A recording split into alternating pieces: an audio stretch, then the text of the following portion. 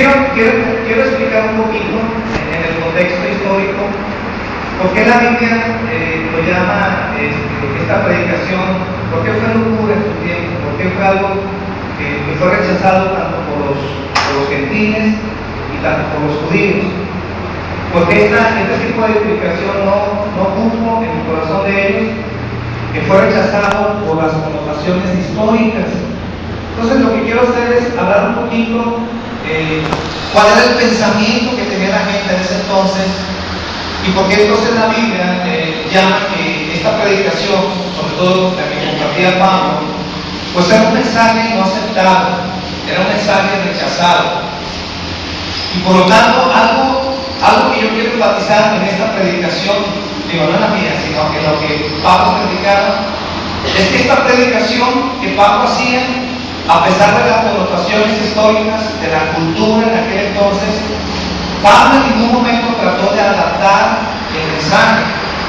A pesar de que era difícil en ese sentido, que pudieran recibir lo que Jesús hizo en la cruz, Pablo, más sin embargo, él no pudo cambiar el mensaje fue claro. Y déjenme decirles que el mensaje que de hoy sigue siendo el mismo. El mensaje es el mensaje de la cruz. ¿Por qué el mensaje de la cruz? ¿Por qué no hablamos del mensaje del poder de Dios? ¿Por qué no hablamos del mensaje de que Dios todo lo puede? Porque el Evangelio se centra precisamente en esa cruz. Estudiar el Evangelio no es tener un curso. El Evangelio es algo que toda la vida vamos a estar aprendiendo cosas nuevas. Inclusive yo puedo decirles que cuando estemos en el cielo no vamos a dejar de seguir aprendiendo sobre lo que es el Evangelio. ¿Por qué? Porque el Evangelio es muy extenso. El Evangelio es algo que cada día estamos aprendiendo cosas nuevas de lo que Dios hizo en la cruz. Entonces, el Evangelio no solamente se trata de un pequeño curso, sino de toda una revelación en la cual necesitamos toda una vida para que Dios nos hable a nosotros. ¿Y por qué toda una vida? Porque a pesar de que han pasado 2000 años, no entendemos lo que es el Evangelio. Y a las pruebas me remito. ¿Qué es lo que vemos en la tele en estos días? ¿Qué es lo que estamos viendo en la tele hoy en día? Pues gente flagelándose, gente llevando espinas, cargando esas varas, ¿verdad? Gente con esos flagelos dándose en sus espaldas, como tratando de añadir un poco a lo que Jesús hizo. Pero todo eso que se hace de la crucifixión de Jesucristo, de las obras de teatro que se hacen, pues solamente es la ignorancia que hay en el Evangelio. Porque no hemos entendido lo que es el Evangelio. ¿Y el Evangelio en qué nos centramos? Pues nos centramos en lo que Cristo sufrió, ¿verdad? La pasión de Cristo. ¿Pero para qué es la pasión de Cristo? Para entender de que el hombre está perdido. Pero ustedes creen que esa gente que allá está afuera, haciendo las procesiones, haciendo las flagelazos, castigando ese destino, entiende ese principio? No lo entiende. Y solamente ensalzamos lo que pasó en ese tiempo, pero no estamos entendiendo el mensaje central de lo que es el Evangelio. Y si la gente no entiende el mensaje central del Evangelio, entonces la gente no tiene salvación. ¿Por qué el énfasis de hoy en día de volver a las Escrituras y de volver a enfatizar un Evangelio correcto? Porque queremos hacer una iglesia diferente a las demás, porque queremos sentirnos que nosotros tenemos la verdad y nosotros sí tenemos Evangelio, nosotros sí tenemos doctrina. Aún en ese sentido, ni siquiera es lo que queremos lograr. Porque si tenemos doctrina y si tratamos de ser mejor, pero no entendemos el Evangelio de la cruz, entonces estamos perdidos. Porque no se trata de saber más, no se trata de tener más doctrina, sino entender lo que pasó en esa cruz. Y esa cruz que por ahí andamos cargando, que la cargamos en las paredes, Inclusive a veces nosotros los cristianos nos colgamos un crucifijo, o a veces hasta colgamos ahí una cruz en el carro, hasta un pescadito. A veces llegamos a entender lo que estamos hablando. Dice en 1 Corintios, en el capítulo 1, versículo 23, hablando aquí Pablo, pero nosotros predicamos a Cristo crucificado. Para los judíos ciertamente tropezadero, y para los gentiles locura. Este versículo nos indica que tanto judíos y galileos y gentiles, se negaron a creer en la predicación de que Pablo predicaba a Cristo crucificado. Ellos rechazaban el mensaje en parte debido a las connotaciones culturales de la crucifixión, sobre todo en el primer siglo. Poder digerir de que un Cristo crucificado representaba mi salvación no era fácil de entenderlo. Hoy en día, cuando hablamos de la cruz, pues no vivimos en tiempos de crucifixión. En realidad, nosotros deberíamos de entender un poquito más, o al menos no rechazamos lo que es la cruz o lo que es el mensaje. Más bien nosotros no queremos escuchar el mensaje, pero no rechazamos la cruz. ¿Por qué? Porque ya no lo vivimos. Hoy en día ya no es parte de nuestra vida ni de nuestra cultura.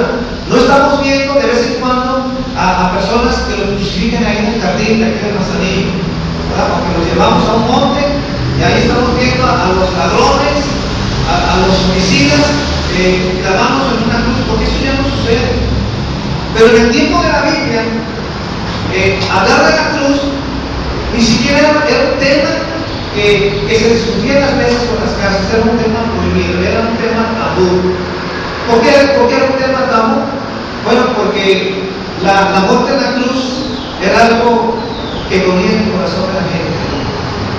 Dentro del recuerdo, en esa época, en el siglo I, venía a la mente de familiares, venía a la mente de gente que había muerto en la cruz. Y estamos hablando que la historia nos habla que cuando los romanos crucificaban a la gente, estamos hablando de que crucificaban no a 3, como sucedió con Jesús.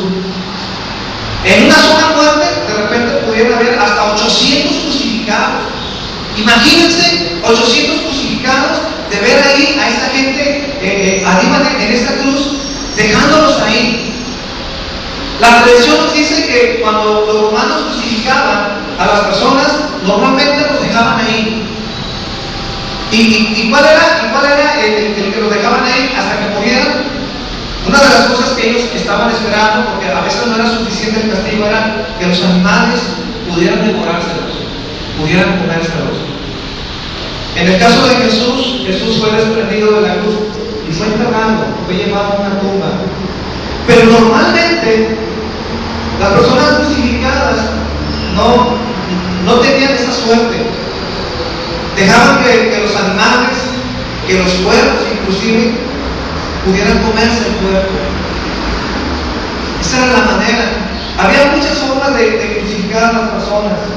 Había otra forma que le llamaban el empalamiento, ser empalado. ¿Cuál era esta?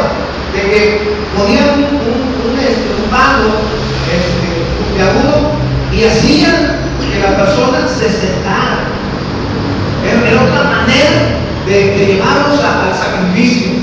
Entonces, la persona lo sentaba de tal manera que poco a poco iba atravesando sus partes hasta que llegaba al cuerpo. También la historia nos dice que cuando a las personas eran crucificadas, muchos de ellos los atravesaban con los clavos en sus partes genitales. Esa era la manera también de ponerlos en una cruz y de poderlos clavar. Entonces el evangelio de la cruz chocaba con la sensibilidad de la gente. Era algo inaceptable.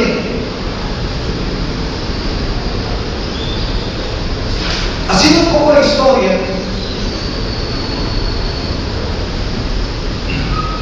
la crucifixión en aquel entonces fue tan común que la historia nos dice que no empezó con los romanos. Tal como se practica en el mundo antiguo, la crucifixión era una una forma de pena capital que colocaba a la víctima en una cruz de madera y lo dejaban ahí morir. Su origen se atribuye generalmente al Imperio Persa, aunque las pruebas indican que los diversos bárbaros colocaban a la víctima en una cruz de madera y lo dejaban morir. Algunos líderes también emplearon la crucifixión en ejecución en masa, como se muestra en la crucifixión de Darío, de los habitantes de Babilonia. Herodes escribe, un historiador, que eligió a cerca de 3,000 de los ciudadanos principales y los llevó para ser crucificados mientras se les permitió el resto permanecer en la ciudad. 3,000 personas, Darío crucificó al mismo tiempo. Imagínense, son 3,000 personas crucificadas. También la crucifixión se registra en la época asumea, en el año 142 y 63 a.C. Un incidente particularmente brutal se produjo cuando Alejandro Caneo, en el año 102 al 76 a.C., crucificó a 800 fariseos. 800 fariseos, mientras sus esposas e hijos fueron asesinados ante sus pies. Esos 800 personas que fueron a la cruz, antes de morir, estando crucificados, estos romanos trajeron a sus familias, trajeron a sus hijos, y ahí en los pies de la cruz, ahí fueron matados, fueron asesinados sus esposas y sus hijos, antes de que ellos murieran, porque ellos estaban en la cruz. Entonces esto nos da idea del terror, de lo que era morir en la cruz. Cuando escuchaban que alguien moría en la cruz, entonces era algo terrible para ellos. Para los romanos, muy en especial, cuando alguien moría en la cruz representaba su derrota. Por aquella persona que había sido rebelde, la persona que había robado, la persona que se había sublevado ante el Imperio Romano, una manera de dar un escarmiento era llevarlo a la cruz. Y llevarlo a la cruz entonces representaba la derrota de esa persona. Quienes eran sus seguidores, quienes estaban tras de él, era una manera de decir, quienes siguen en rebeldía en contra de Roma, tenían que ir a la crucifixión.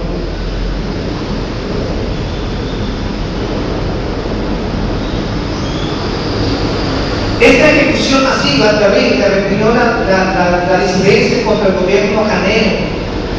Para el momento, sin duda, actualizó la atrocidad de la crucifixión, la conciencia judía por muchos años. Esa parte de los judíos que menciona aquí quedó muy grabada en el corazón de ellos. De alguna manera ellos odiaban que se crucificara. ¿Por qué? Porque ellos mismos habían padecido la crucifixión. Cuando los romanos llegaron al poder en el año 63 a.C., los romanos, ellos también emplearon la crucifixión.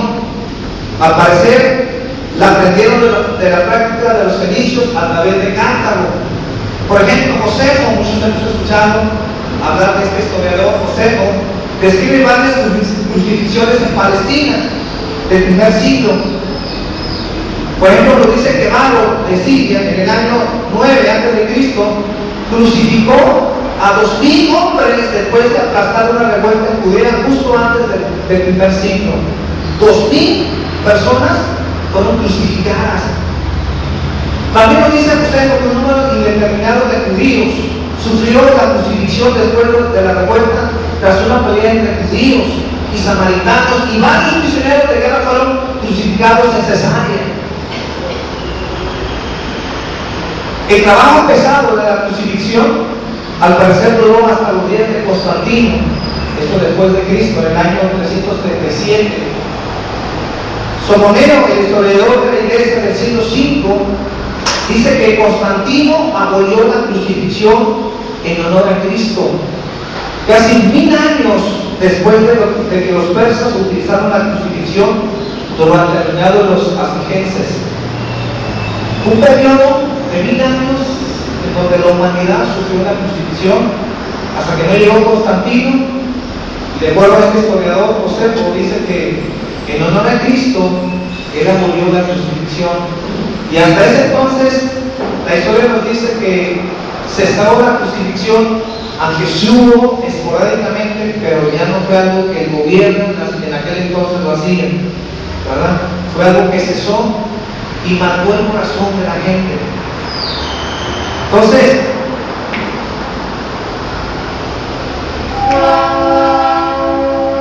¿cuál era la actitud de los judíos ante la crucifixión? Bueno, en primer lugar, dice la historia que los judíos detestaban la práctica romana de la crucifixión, la odiaban. El gobierno romano, por ejemplo, tenía la autoridad exclusiva sobre la pena de muerte en la época de Jesús. Los judíos no podían crucificar. Pero los judíos veían a la víctima de la crucifixión como desprecio, incluso más que los gentiles. Una cosa muy importante en cuanto a la crucifixión es que los judíos, cuando alguien iba a la cruz, ellos lo veían con más desprecio que los gentiles, porque ellos consideraban que alguien muriera en la cruz era el juicio de Dios sobre sus vidas. Por ejemplo, si van conmigo a Deuteronomios, capítulo 21, versículos 22 y 23, dice: si alguno hubiere cometido algún crimen digno de muerte, y lo hicieres morir, y lo colgares en un madero, no dejaréis su cuerpo pase la noche sobre el madero. Sin falta lo enterrarás el mismo día, porque maldito por Dios es el colgado, y no contaminará tu tierra que Jehová tu Dios te da por heredad. Entonces, los judíos consideraban que cuando una persona muriera en cruz, era una persona maldecida por Dios, una persona odiada por Dios.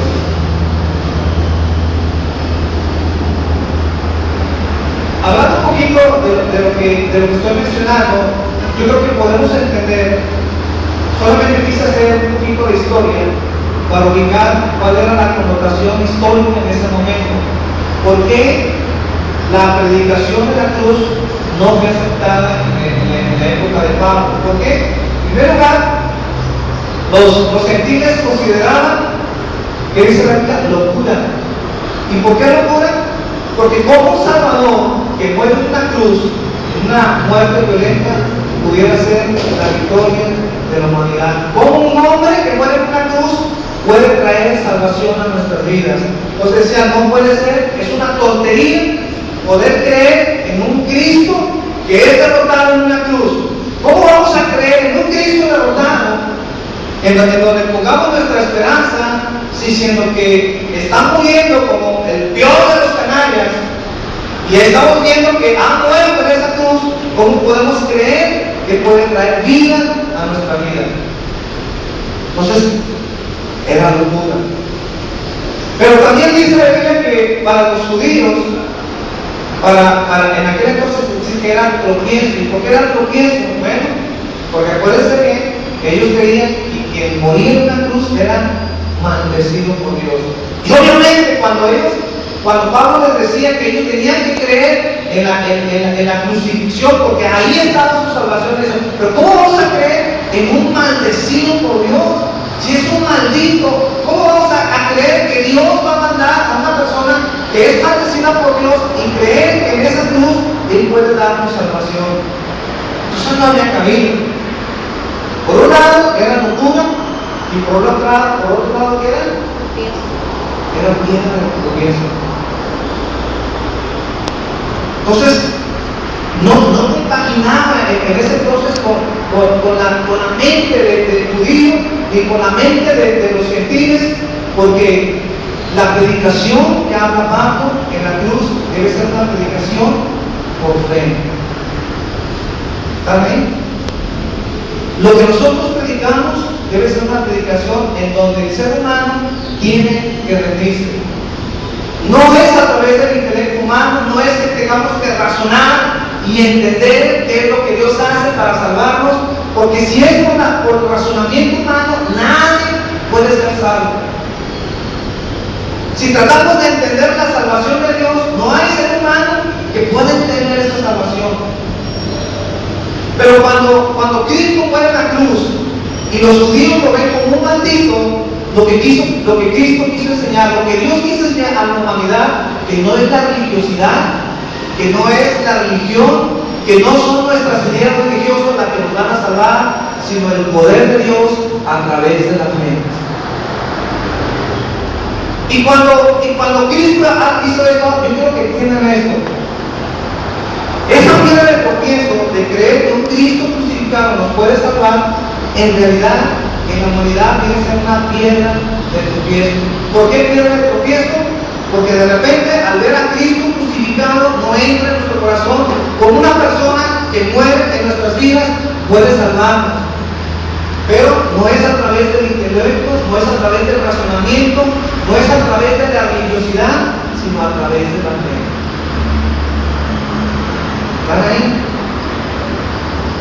Dice Gálatas en el capítulo 6, versículo 14, hablando Pablo: pero lejos esté de mí gloriarme, sino en la cruz de nuestro Señor Jesucristo, porque en el mundo me es crucificado a mí y yo al mundo. Pablo hablando aquí en Gálatas 6, 14, lejos esté de mí gloriarme, sino en la cruz de nuestro Señor Jesucristo. Pablo sabía que si un cristiano tenía que gloriarse, no era en el poder de Dios, no era en la Trinidad, no era en el Espíritu Santo, no era en la gracia de Dios, sino en dónde tenía que gloriarse. ¿En dónde? En la cruz. Y yo les pregunto, ¿por qué en la cruz?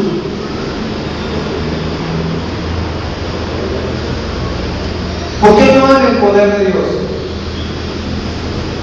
¿Por qué no en la misericordia de Dios? Nos gloriamos en la cruz.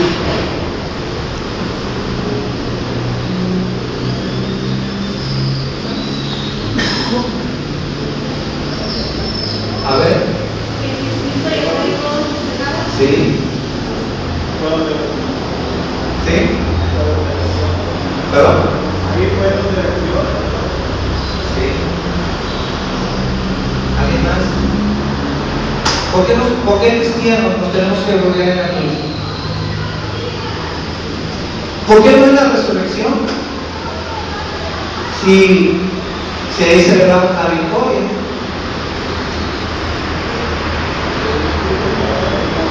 ¿Perdón?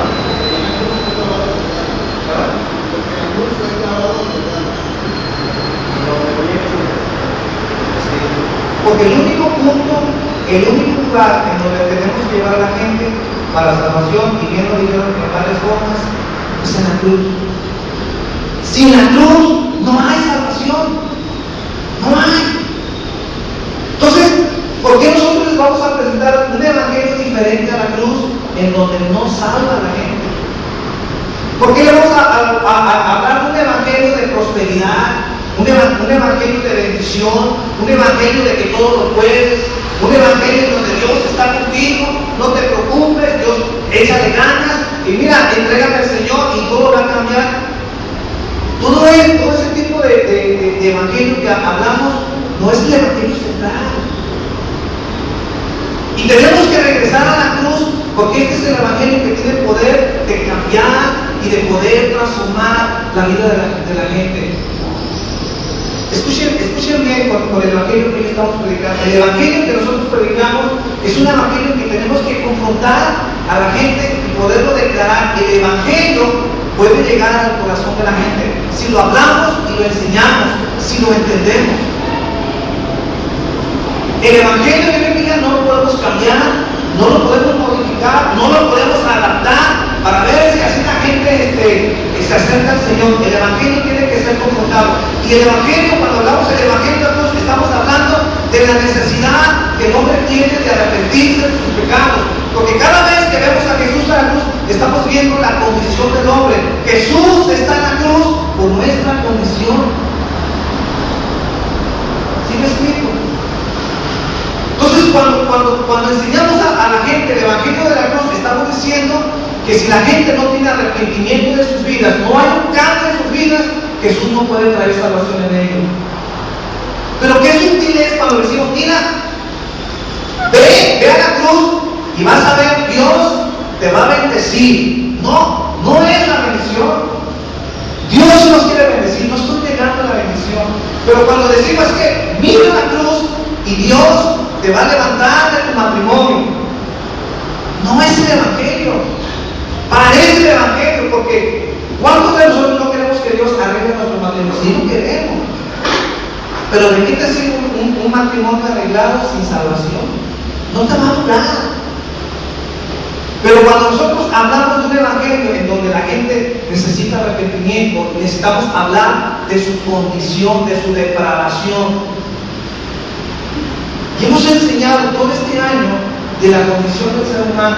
El ser humano de repente no le cae el 20 que está mal. El hombre no se siente que es pecador, se siente medio pecador. Se siente que de repente sí falla, pero no al grado de como la Biblia lo dice, de que somos unas personas que nuestra tendencia y nuestro pensamiento de continuo es el mal. Entonces, la gente cuando tú le hablas del evangelio, la gente a veces se siente ofendida porque la gente no se siente que ha pecado demasiado. Pero la Biblia dice que no hay justo que. Y si entendemos cuando dice no hay justo, no hay justo. Cuando dice que no hay justo, no hay gente buena. Pero más sin embargo, nosotros como cristianos ni queremos eso. Nosotros decimos, si hay gente más o menos buena, pero me va a decir de creer que todo mundo sea malo y a poco no hay gente que busque a Dios. La Biblia dice que no hay gente que busque a Dios. Y cuando vemos que la gente está buscando a Dios es porque Dios está haciendo algo en su vida por su misericordia.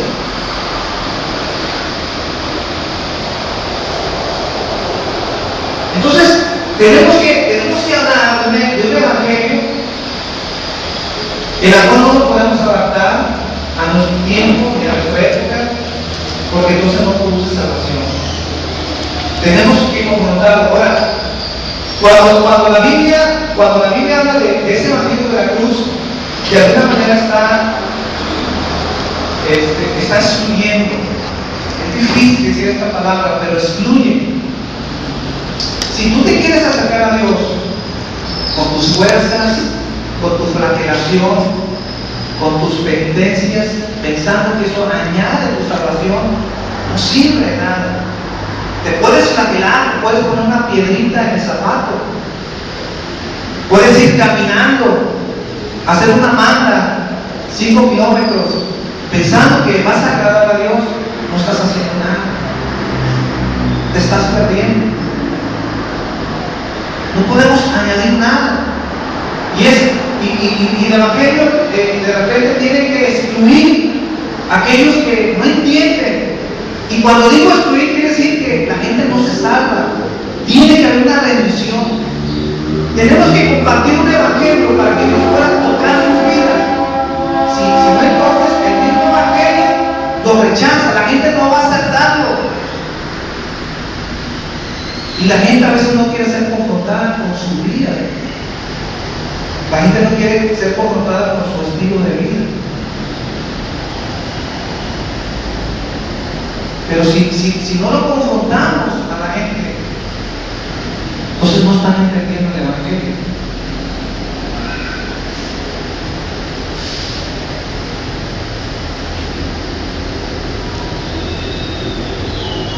Entonces judíos y gentiles vieron al crucificado con desprecio en extremo y menosprecio.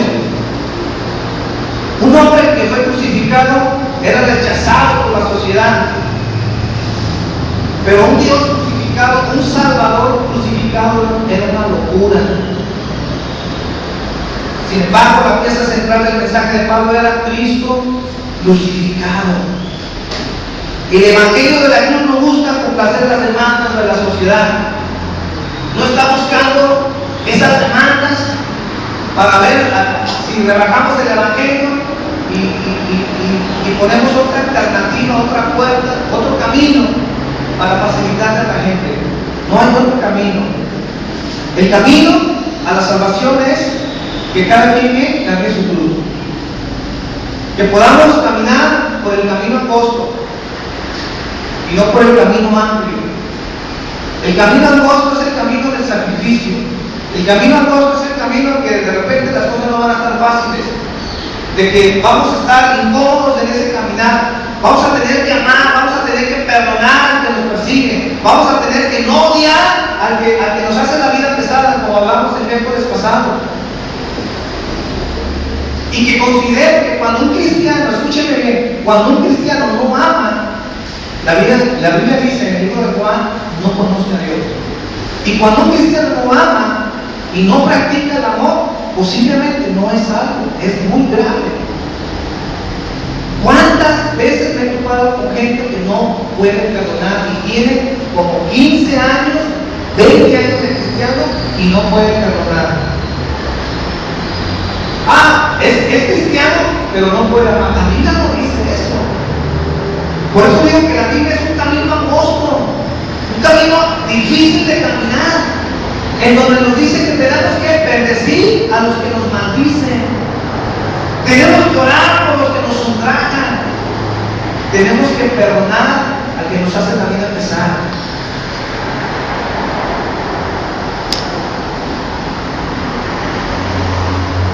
Por eso es muy importante el amor. ¿Cuál sería una señal de un cristiano verdadero? El amor. ¿Cómo te das cuenta que Dios ha obrado en su vida? Pues fíjate, pues cuando tengo un problema, tengo una confrontación, fíjate cómo respondes. Yo he escuchado predicadores maldecir a quienes maldicen su ministerio. La Biblia jamás nos permite maldecir en ninguna circunstancia. Antes dice la Biblia que el que te maldiga, dice, bendícelo. No hay ninguna excusa para que nosotros, arriba de un púlpito, podamos maldecir a aquellos que hacen nuestra vida pesada. Antes bien tenemos que maldecirlos. Los he escuchado. Y hasta la gente los aplaude, porque como hagan que como el que están haciendo guerra espiritual, pero eso no es bíblico.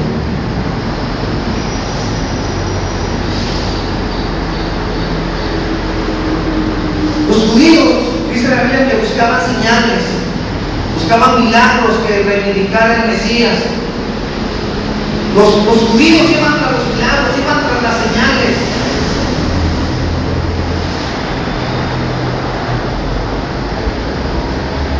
Pero no son las señales las que nos trae salvación a nuestras vidas.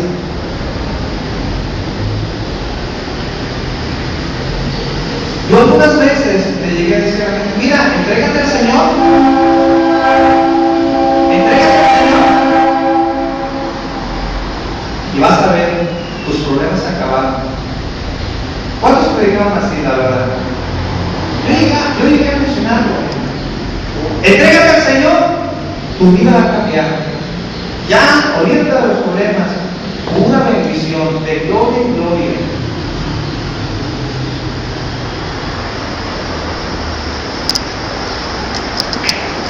¿Cómo va el cristiano? ¿Cómo decimos? De gloria en gloria, ¿qué? De victoria en victoria. ¿Sabes lo que quiere decir eso en su contexto? De gloria en gloria, de victoria en victoria. Para que tú y yo podamos ir de gloria en gloria y de victoria en victoria, es que tenemos que tener luchas y pruebas. Luchas y pruebas. Pero no es en el contexto que dice, desde que eres cristiano, una bendición. De gloria en gloria y de victoria en victoria. No están traduciendo bien esa parte. Para que haya victoria, tiene que haber guerra. Tenemos que confrontarnos con los problemas. Y lo que la Biblia sí nos promete es que cuando enfrentemos esos problemas, esas dificultades, Dios nos va a dar la victoria. Pero de repente vamos a salir ahí como medio rencos, medio raros, con algunos roces, ¿no? Algunos fracasos. Y no creo que vamos a salir de repente bien librados, pero Dios nos promete la victoria. Y de repente, se hace una mano y ahí vamos, pero con la victoria. Nos hacen ver que somos intocables. Nos hacen ver que ya el diablo ya no tiene nada que ver con nosotros, todo es victoria, nadie va a estar en contra de nuestras vidas. No es cierto. Vamos a tener que luchar. Los judíos iban tras los milagros, tras las señales. Si Dios existe, a ver, Señor, sáname ahora. Le decimos a Dios. Ahorita sáname. Señor, si tú estás conmigo, entonces dame prosperidad. Y andamos con las señales.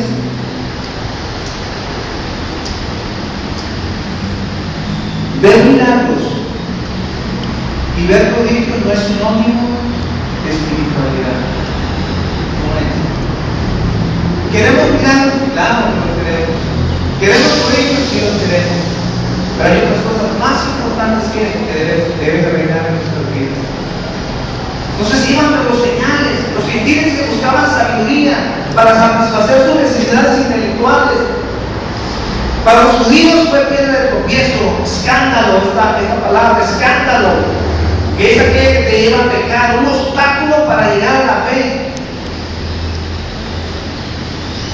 La cruz fue piedra de tropiezo, un obstáculo. Para los gentiles era locura, una tontería, eran puros disparates. ¿Por qué? Porque ellos decían, los verdaderos dioses, los de Grecia, los verdaderos dioses romanos, se decidirían por ser hombres inmortales. ¿Cómo vamos a creer, decían los griegos, cómo vamos a creer en ese Cristo crucificado cuando nuestros dioses no mueren? Locura, ¿cómo vamos a creer en un Cristo crucificado, un Cristo derrotado? Locura para ellos. Pero dice Dios en el libro de Corintios que Dios quiso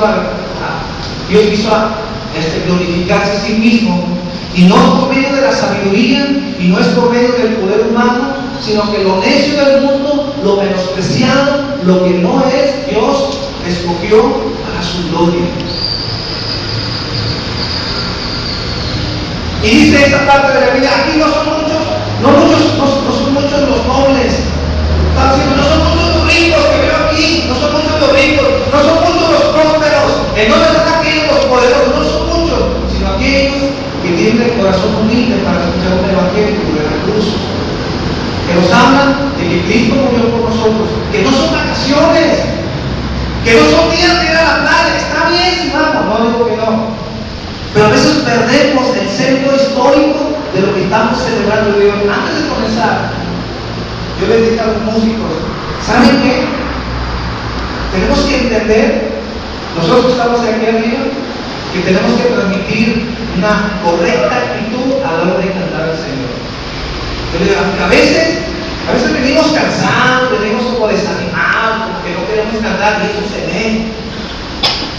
Pero nosotros tenemos que entender que lo que nosotros hacemos es celebrar y recordar como un día de hoy que Cristo murió y resucitó al tercer día. Y que a través de esa muerte nosotros estamos aquí en pie. Estamos contentos. ¿Cuántos dicen amén? Amén.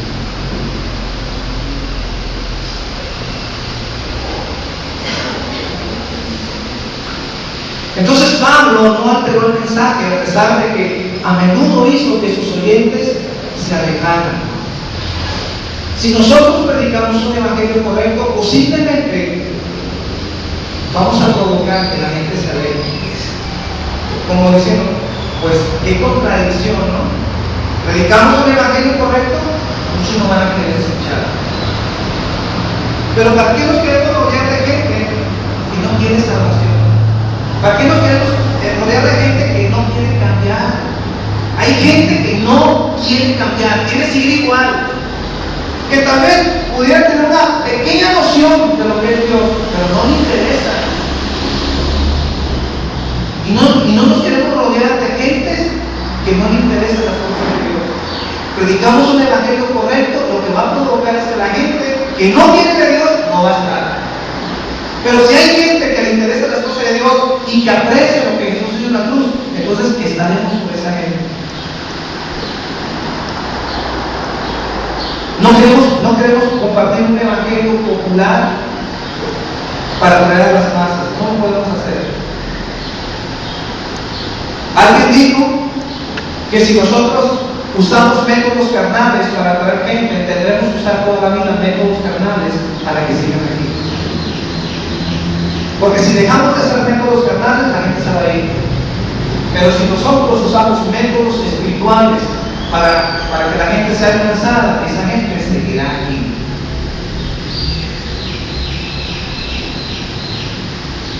Amén. Amén.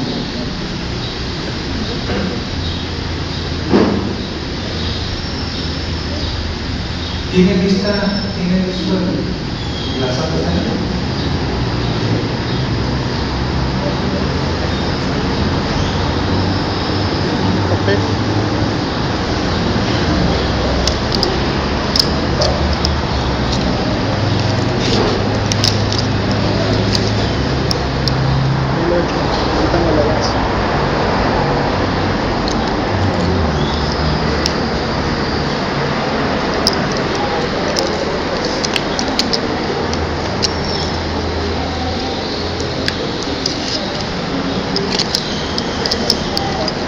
Bueno, los que vayan a celebrar la Santa Cena, por favor, vamos a hacer lo que hemos acabado de esta manera.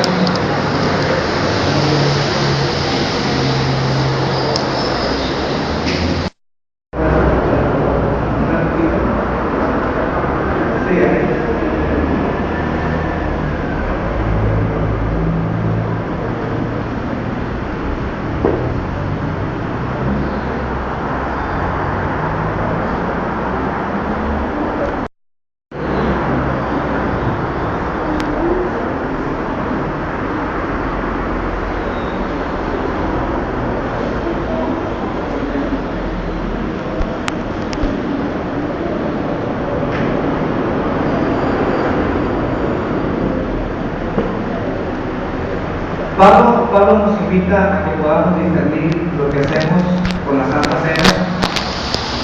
Y cuando dice que discernamos el cuerpo, está diciendo de que en realidad nosotros sabemos que pertenecemos al cuerpo del Señor.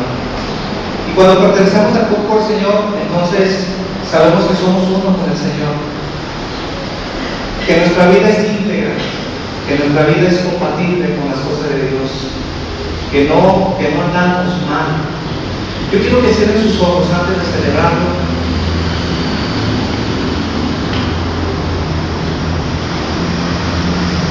En primer lugar, quiero que empezamos a dar gracias por su cruz.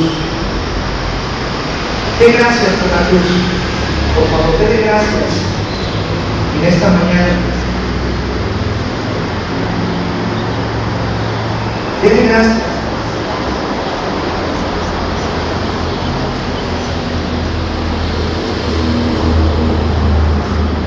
Dele gracias, por favor.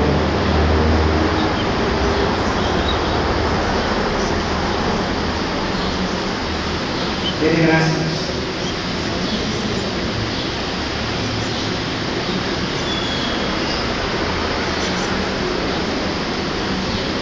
Señor, en esta mañana queremos agradecerte, queremos honrarte.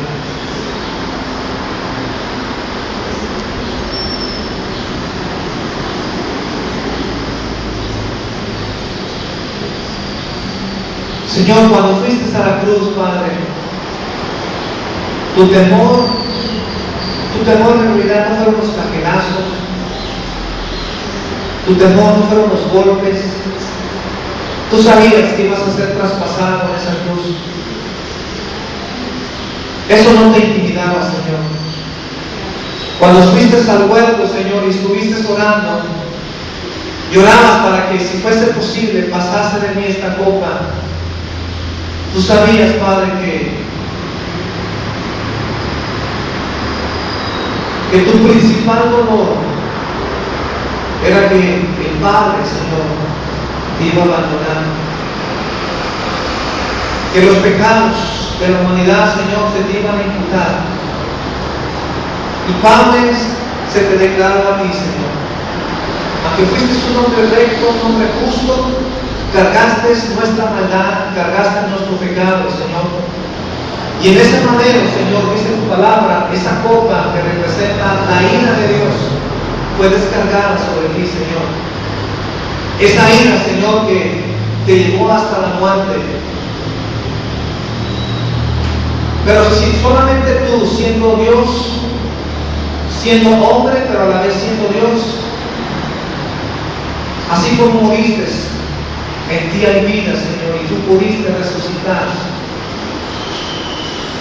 por esa victoria, por esa resurrección, Señor, tú nos trajiste vida, Señor. Y los pecados que nos eran contrarios, Señor, entonces quedamos libres de condenación.